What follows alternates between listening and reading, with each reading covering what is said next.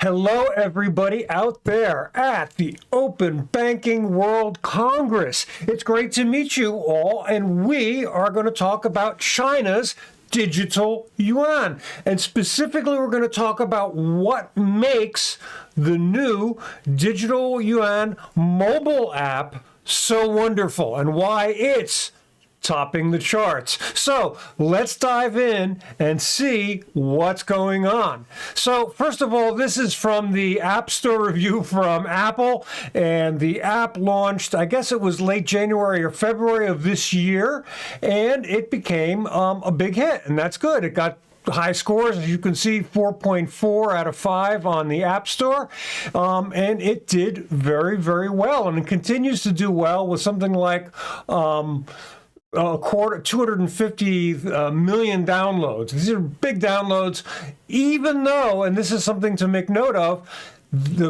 China's central bank digital currency is in trials and it's not available. The app is not available throughout China. It's just available in mostly the major cities at this point.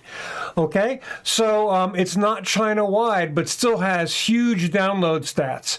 So let's take a look at about the 4 things that really make this app shine. So one of the things that makes this app so special is that you can put multiple bank accounts onto one app, and that's really a powerful feature, meaning that you don't need to have a central bank digital currency app for each of your banks, but one app and multiple banks on it. And we're going to see now how that works.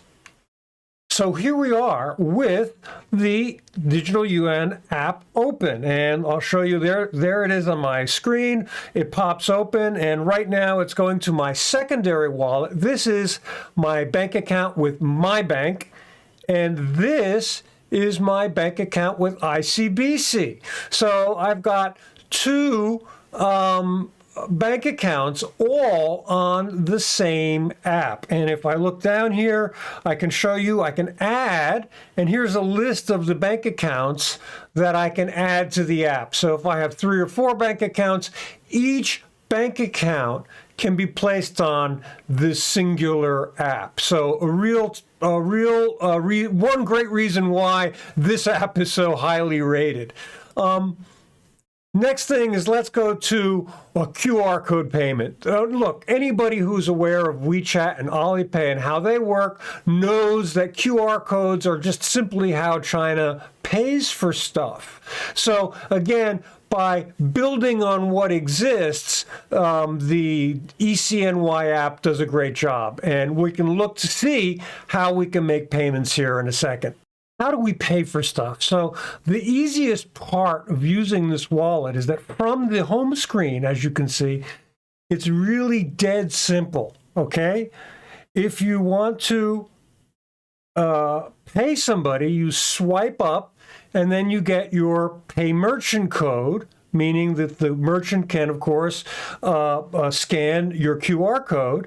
And of course, if you want to receive money, you can swipe down, and that allows you to receive money. Now, if you're receiving money, you can actually set the amount. I only want to receive 100 RMB. Okay, confirm, and the other person can scan me and it'll take the 100 RMB. Of course, going on the other direction, for paying a merchant, we can scan to pay, meaning we can scan things on you scan another QR code, scanning my keyboard, or we can, of course, transfer money with a cell phone number, and we can input a cell phone number in there for transfer. So there we have it. We've got receive, pay, QR code scan, and you can tell it how much to send out or how much to take in. So that's the basics of where this is going. Now, let's look at one other feature. It's not enabled yet on the phone, but it's coming soon. And that is here, and that is tap. So we don't have it yet, but this is without signal, you can tap the cell phone, one on top of another, and make a payment without without having a signal. And that's big, but it's not enabled on the wallet yet. So it tells you how to tap it, but for now it's disabled on these early version wallets. So fun, huh? So that's how we get money in and out. And the basic thing, though, is it's not too dissimilar from WeChat Pay and Alipay, because all of China is, of course, used to using QR codes. That's just what we do, all right? So the thing that we have to understand, however, is that as we use the app, is that the digital yuan app is not a super app unto itself. It's just a way of bringing payment from your bank account and from your digital yuan wallet into the other apps. And the way that we do that is through something called Subwallets. And we're going to look to see how we use Subwallets right now. So here we are on the opening page of our digital wallet, and we tap on the picture and it flips over. Now here we go. We're going to look at the Subwallets. Now these are the ones that I've added on, which means I can use my digital yuan with the Jingdong app, with Baidu, Meituan, Didi, the car service, or of course Tmall, which is Taobao, the Alibaba e-commerce platform. And we can add different Subwallets, meaning that if we want to use digital yuan, we take our overall wallet and through a wallet, we connect it to all these other apps. And here's just a list of all the different products and services, and it's getting longer and longer all the time, of the Subwallets that we can connect. Now, there'll be a time, apparently, they're experimenting now with new wallets that don't require the Subwallet. They just automatically interconnect. But for now, we've got this concept of Subwallets. Now, there's one thing to make note of that's sort of interesting about them, is that the Subwallets have individual spending limits on them. So if I want to limit my spending on any individual app, that's a good thing, right? I can say, well, look, on that app, I don't want to spend more than 200 RMB or 1,000 RMB. And that's a better way of helping us control our spending. Another positive feature with these sub apps. And here we go back.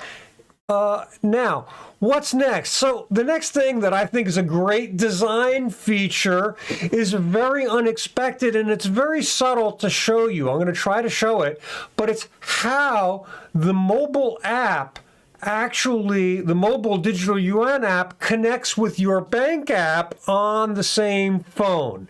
So let's see how this works. It's really kind of neat, even though it probably is subtle and it's not like super dramatic to see. So we're back here, and I've got the main screen up on my cell phone, and you notice this big button that says Top Up. So we're going to go to try to top up, and where are we going to get the money from? So how do you get money into your digital wallet? There's sort of two ways here, as you can see.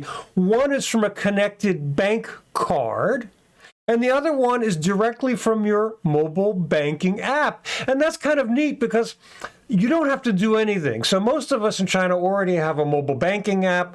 And what I'll do is I will, so let's just say I'm not going to actually move money right now because I don't want to show you passwords. But anyway, so if I wanted another 10 RMB, note I only have 10 RMB on my app, and I want to pull it from mobile banking, it says, okay, which app are you going to pull it from? And I'm going to pull it from ICBC. Now what it's done is it's actually opened my ICBC app, which is my bank app on my cell phone here. So what's subtle about it and interesting is that long before the launch of this app, all of the mobile bank apps had to coordinate to open up some kind of API so that when the e-CNY app rolled out, they could somehow communicate on your phone. And I think that's really, I know it's subtle and it may not look like a big deal, but it actually is. Yes, we can also connect cards. We can go here and I haven't done it, but we can actually link cards. When you link a card to your digital yuan app, you actually upgrade in the amount that you can spend. There are 4 different tiers of wallet. We're going to talk about that in a second.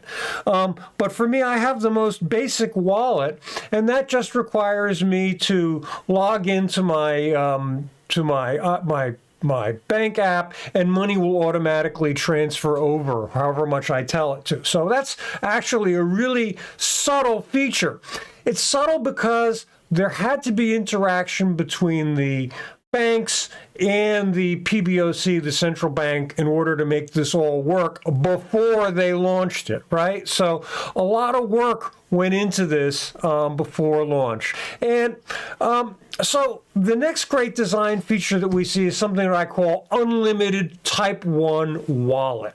Now, I mentioned that there are 4 types of wallets, and we're going to go look at them in a second here. Here's an actual screenshot of the wallets that came off my cell phone. So we've got 4 categories, from the wallet that has the most KYC information on it, which is called a category 1, to an anonymous wallet, which is a category 4 wallet.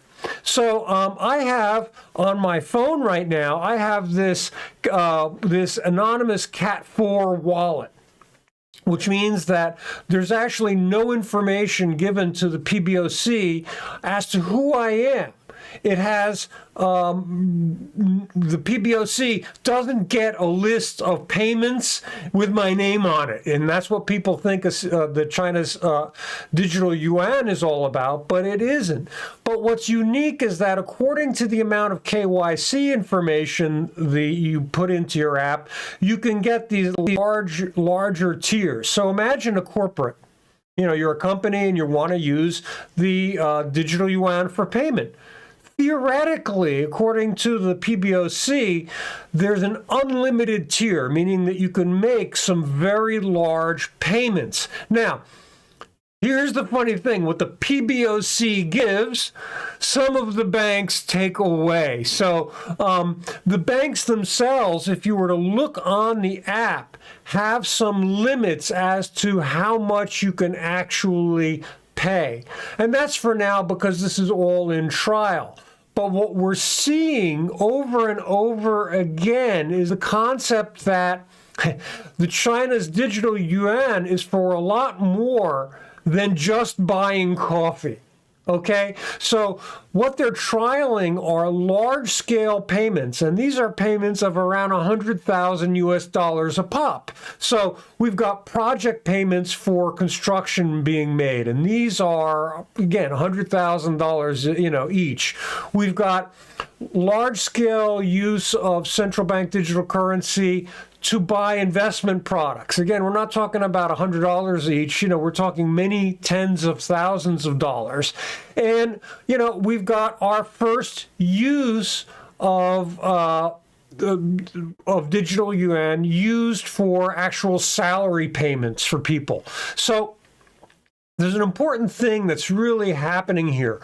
Most of us think in terms of the digital yuan as being buying coffee, buying groceries, e-commerce, and you say, well, this is the same as WeChat and Alipay. And what's happening here is there's a differentiation.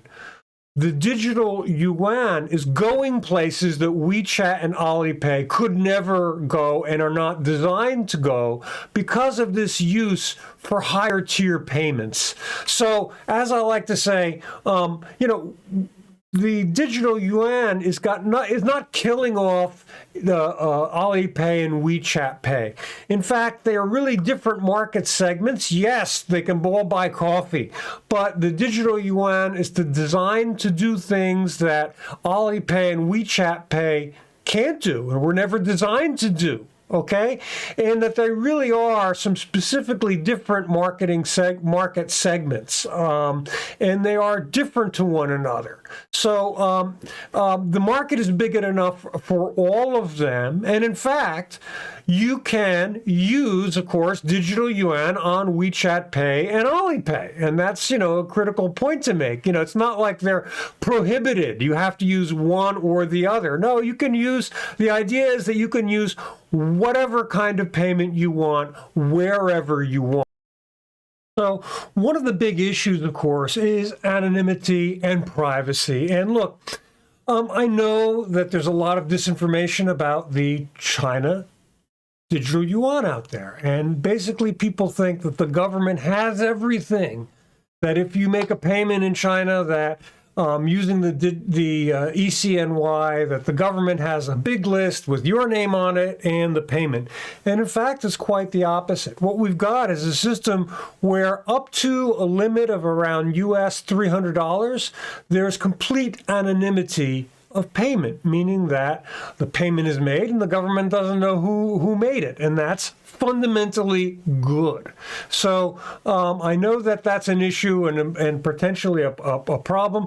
But let's go back and look at these different tiers of wallet. And let's go to the far right-hand side and we can look at the category 4 wallet, which shows us the caps. And it says, look, if you have this anonymous wallet, there's a limit to the amount of the annual usage of 50,000, the daily usage of 5,000, and a single transaction limit of 2,000 RMB. Now, look, that's in China where people don't have a lot of money. These are actually fairly significant numbers.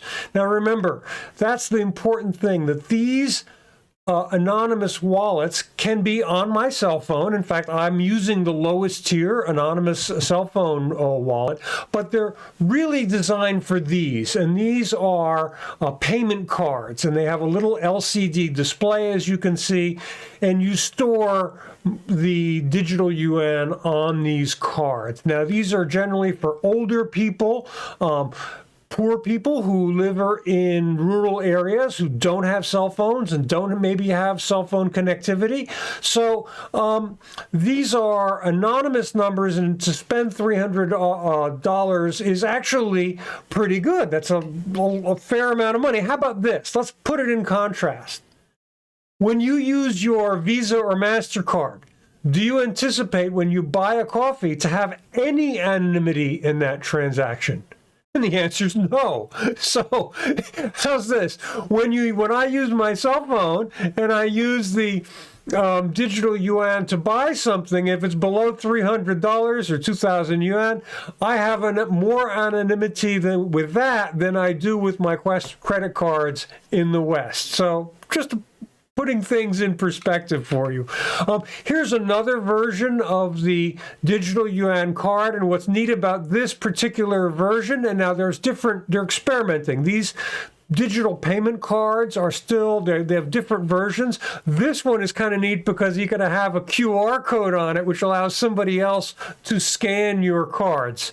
So different versions of cards coming out, and we're very excited because when we talk about financial inclusion, remember, these cards they have no Wi-Fi, they are completely unconnected.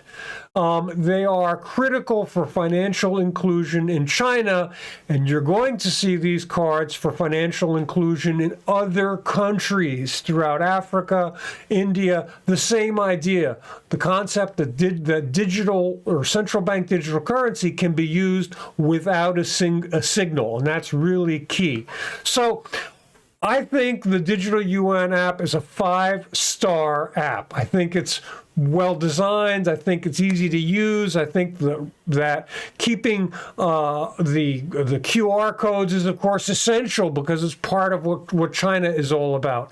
But multiple bank accounts, I think, makes a lot of sense. And the mobile app transfer is really critical because you automatically go between one app and the other, and you don't have to do anything to put money on your wallet. It's that simple.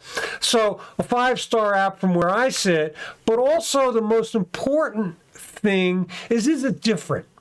And the answer is yes. When you start talking about these unlimited spending limits, and this is something that's going to be developed, when you start using digital yuan for receiving salary, buying investment management products, this puts the digital yuan app in a different category from Alipay and WeChat Pay. So it's not just that they are all competing for one market.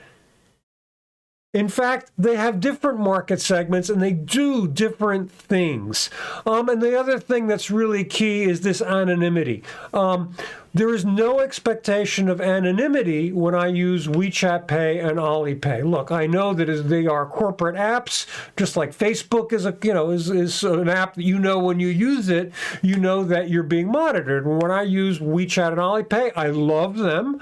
But I have no anticipation or expectation that I am anonymous when I use that app. But when I use the digital yuan app, I have that anonymity, that ability for nobody to know who paid that amount of money. And I think that's really a critical difference between how these apps work. So as I'm fond of saying, e-CNY or digital yuan is designed to go where Alipay and WeChat Pay could never go. And that's particularly true when we see these $100,000 payments made with digital yuan or salary payments. Nobody in China expects to get their salary paid in Alipay or WeChat Pay. But coming with central bank digital currency, with the digital yuan, we will. And it's going to be a different planet for that. So thank you so much for listening in. I hope you had fun looking at the app. Connect with me on LinkedIn. I am, of course, the author of a book called Cashless, China's Digital Currency Revolution. So I'm obviously passionate about China's digital yuan, and I talk about it and write about it all the time. And thank you very much for being here. Connect on LinkedIn. Of course, check out Cashless. If you want, talk to me on Twitter or LinkedIn, ask me questions, whatever you want. I'm happy to hear from you. So thank you very much for your attention, and I'll hopefully hear from you soon. Bye-bye.